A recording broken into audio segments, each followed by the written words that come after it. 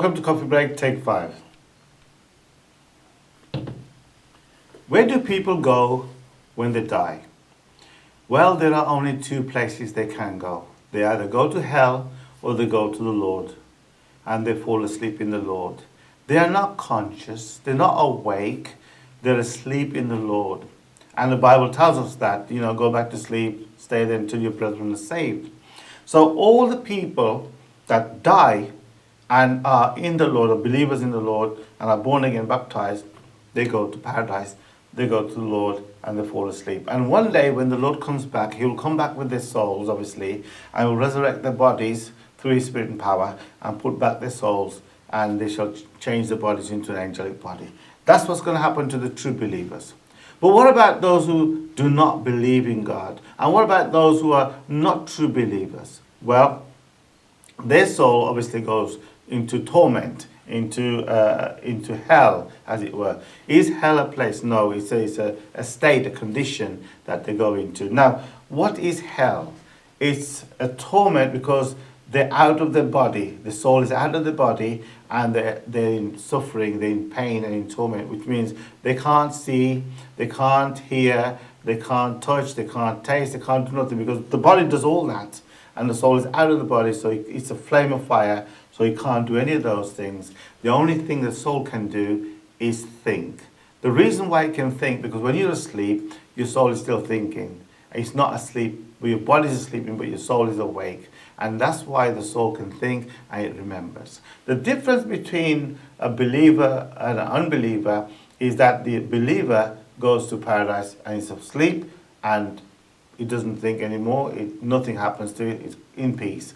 But the unbeliever is in conscious torment, is awake and in conscious torment. It's a horrible thing to say, but that's what the Bible tells us anyway.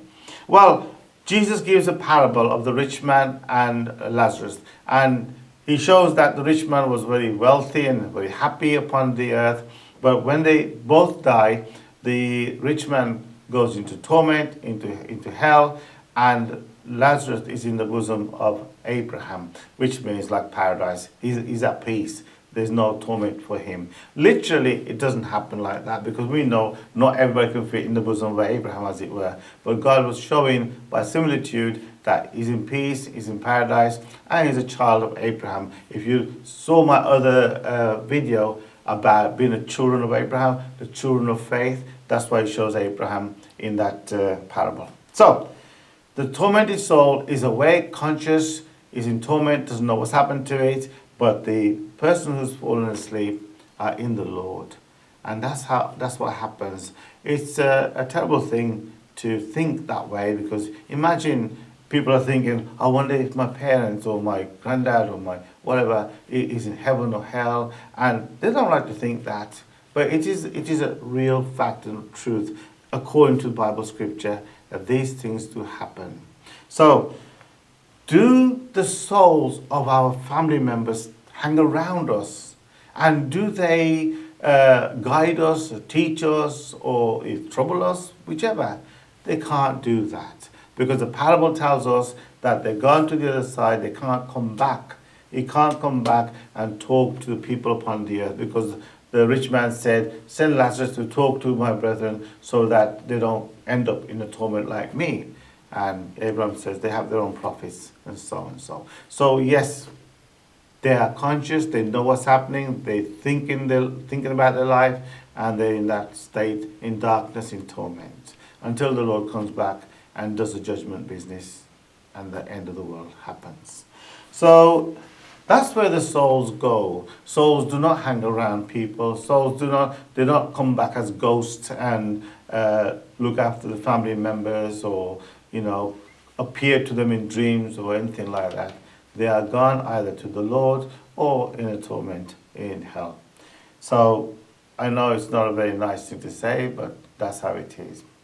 So why do people then see their parents, or even see visions of them, or see them in the house, or even feel them near them, or even smell them, or even smell the tobacco smoke, or whichever?